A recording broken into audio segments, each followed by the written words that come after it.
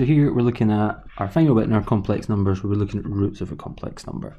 So what we're going to do is we're going to use our De Moivre's theorem to help us through it. So a bit of a reminder, if we've got z is equal to r cos theta plus I sin theta, then z to the nth power is equal to r to the nth cos n theta plus I sin n theta. Okay, so we've seen that before, and we've also seen that if we get z to the 1 over n, then that's equal to r to the 1 over n, lots of cos to the 1 over n theta plus I sin 1 over n theta, or we could see that written as cos theta over n plus I sin theta over n. Okay, it doesn't really matter there whether we keep it that way or not. So what we're going to say then is that z to the n has n roots. Okay, so if it was z cubed, it would have 3 roots. So what we want to do is we want them to be in the range minus pi and pi. Okay, so what we're going to do is we're going to try and solve it so that we can find our answers that way. Alright, what we're going to do is we're just going to let them be in whatever range they're in. Okay, we'll find where they are, and then we'll bring them back down to be within our limits that we wanted to. Okay, so this is very similar to how I would have shown you to solve trig equations at higher. Okay, so you know, for example, take just a wee side bit there, you know that you've got something happening there, and it happens normally what would be 360 degrees later, 2 pi later, so you would add that on. If you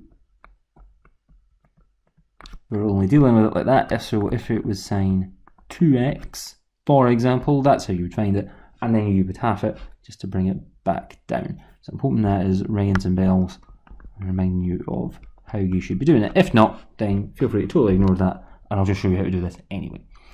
So what we are saying here is we've got essentially the same thing here. Just down here it looks a lot more complicated. So 1 over n cos, and we've got this theta over n part plus 2k pi. We've got this plus 2k pi bit, and all we're saying is that we're going to add on another 2 pi. Add on another 2 pi, and we'll see what the next one is, and then we'll adjust it to make it fit. So let's look at an example then. Let's try and actually make some sense of what this means. So we want to solve z cubed is equal to 4 plus I lots of 4 root 3. So we want to find the modulus of z cubed. So that is going to be 4 squared plus 4 root 3 squared, and that is going to give me 8. Now again, remember this is the modulus of z cubed that we found. So I also want to find the argument of z cubed, and that is equal to the inverse tan of 4 root 3 over 4, and hopefully there we can see why we've got 4 root 3 and 4. The 4's cancel out. It's the inverse tan of root 3, which is pi over 3. So that means that my z cubed, because I need it in polar form, that's how I need to do that. And so what I'm doing here is there's no use having it like that. I'm putting it back into that form. So z cubed is equal to 8 lots of the cosine pi over 3 plus I sine pi over 3. Okay, so that's what it is. I need to get it in the form of. Now my solutions, they are of the form. So how am I going to know that I've actually answered it? Well, z is going to be equal to 8 to the power of a third, and then I'm going to have the cosine of a third pi over 3 plus 2k pi plus I sine pi over 3, no, 1 over 3 first,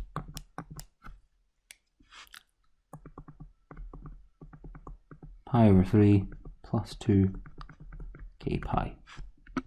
Okay, and we're dealing with that where k is equal to 0, 1 and 2. So this is the thing that we're dealing with. We're trying to fit our numbers into here. And so what we've done is we've got z equals r to the 1 over n. So my n here was 3. I was able to solve that easily enough. So I've got 1 over 3 brackets cos. And what we've got is we've actually taken 1 over n out first. 1 over n theta plus 2k pi. Okay, that's the start of what it is we're doing, and that's where our numbers are coming from. So here when we're looking at z cubed, we've got r to the 1 over 3 cos 1 over 3 theta plus 2k pi. And that's what we're going to work up to. And we're always going to work up to 1 before the power. So because my power here is 3, I'm going to go 0, 1, 2. If my power was 7, I would go 0, 1, 2, 3, 4, 5, 6. So I would have 6 answers coming out of that. So what we're going to do is we're going to need to find an answer for each of these k values. So if k is equal to 0, z is equal to, well, the cubed root of 8 is 2.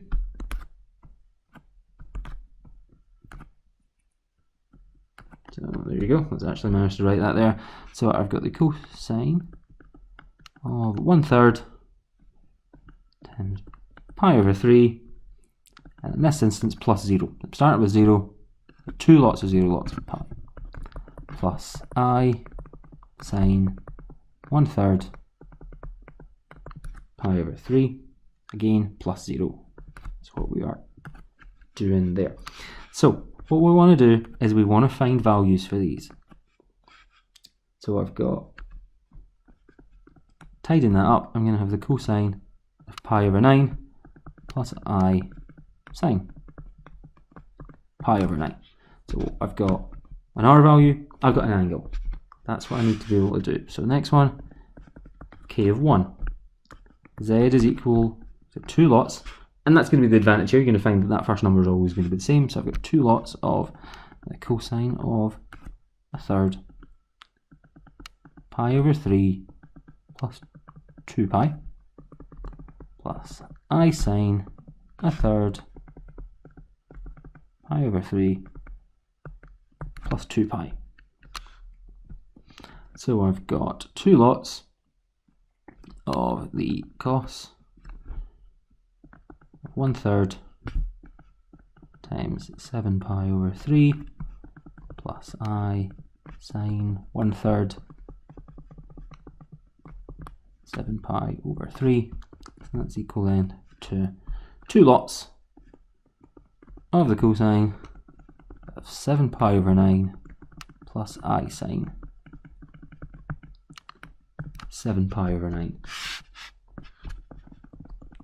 We need to find a value for k equals 2, so I've got 7 is equal to 2 lots of the cosine of 1/3 pi over 3 plus, and this time it's going to be 4 pi. I'm going to add on another 360 degrees plus I sine 1/3 pi over 3 plus 4 pi.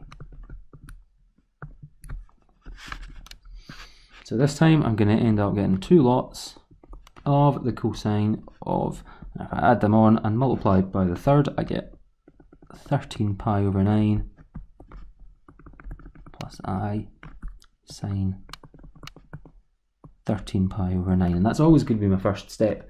But what I'm going to do is I'm going to make sure now, after I've done this bit, that it lies between minus pi and pi. And this does not. And so I need to take off 2 pi. So the cosine of it is going to be minus 5 pi over 9 plus I sine minus 5 pi over 9. And I'm going to tidy that up because I do know about my odd and even functions.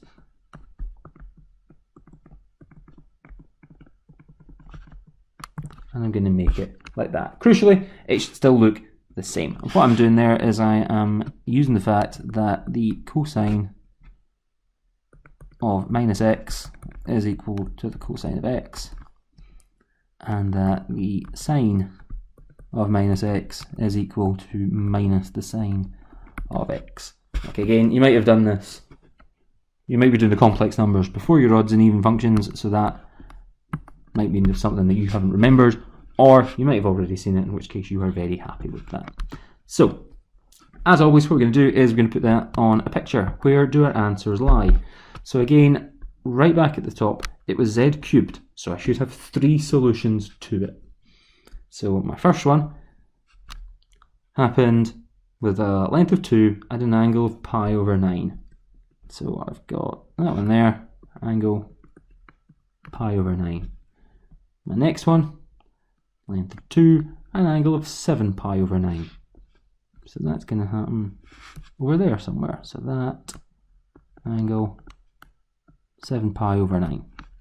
My third one had the angle of minus 5 pi over 9. And so what we actually do then, we've got a minus angle, is we start there and we work our way down. And so that there is my angle minus 5 pi over 9.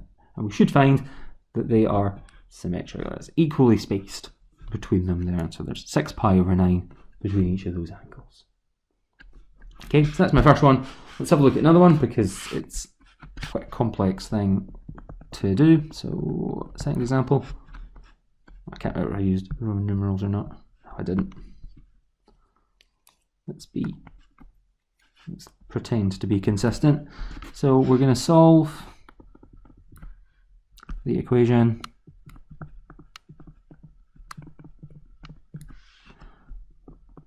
z to the 5 equals 1. So straight away, z to the 5, I'm going to have 5 answers here. So I know that the modulus of z to the 5 has to be equal to 1. And the argument of z to the 5 equals 0. So z to the 5 is equal to 1 cos 0 plus I sine 0. Okay, how do I know that? Well, I'm just thinking about the form that it takes. It should take the form x plus iy. And that's what it does. It has that one there plus no i's. Okay, so that's how I knew that's what happened. So from this, how are my solutions going to look? So solutions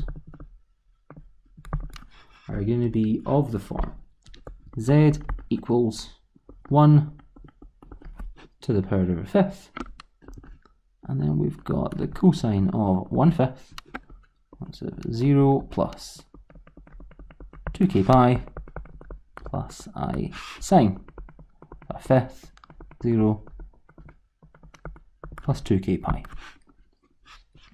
And what are my values for k going to be this time? Well, I've got 0, 1, 2, 3, and 4. Those are going to give me 5 answers that I want at the end of it. So when k is equal to 0, that is going to give me the cosine of 0 plus I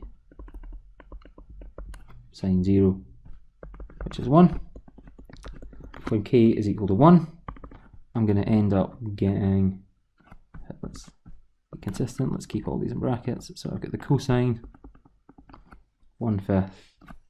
No, let's just jump straight to the answer. All we're doing here is we've got 0 plus 2 pi is 2 pi, a fifth 2 pi is going to give me 2 pi over 5 plus I sine 2 pi over 5. If I've got k equals 2, I'm going to end up getting the cosine of 4 pi over 5 plus I sine 4 pi over 5. When k is equal to 3, we're going to end up getting the cosine of, yep, you've guessed it, 6 pi over 5 plus I sine 6 pi over 5. Okay, now that does not lie within the limits that I like. So that is going to give me the same as the cosine 4 pi over 5 minus I sine 4 pi over 5. Okay, or again, we would have cos minus 4 pi over 5 plus I sine 4 pi over 5. With a minus there, that's what should have been. And finally, I have k equals 4. And so I've got the cosine of 8 pi over 5 plus I sine 8 pi over 5. How does that tidy up? Well, I end up then, I take away my 2 pi, I get cosine 2 pi over 5 minus I sine 2 pi 5. Okay, or again, just to try and reinforce this, I've got the cosine of minus 2 pi over 5 plus I sine minus 2 pi over 5. Okay, I'm just using my odds and even functions because I don't like having minuses in the angles that I'm dealing with. How does it look for my picture? Well, quickly draw it out. The first one is actually just going to happen there. I've got an angle of 0, so there. Next one, I've got an angle of 2 pi over 5. So that one there is my cos 2 pi over 5 plus I sine 2 pi over 5. Next one, it's going to happen that way. That's going to be the cos of 4 pi over 5 plus I sine 4 pi over 5. And this is why we've changed them as well, right? This is another reason. If I look at that one there, we are going to find that that is the cos of 4 pi over 5 minus the sine of 4 pi over 5. And we can see that they're symmetrical about that line. And then finally, we've got the cosine of 2 pi over 5 minus the sine of 2 pi over 5. And that one matches up. And again, we've got 5 answers, symmetrical.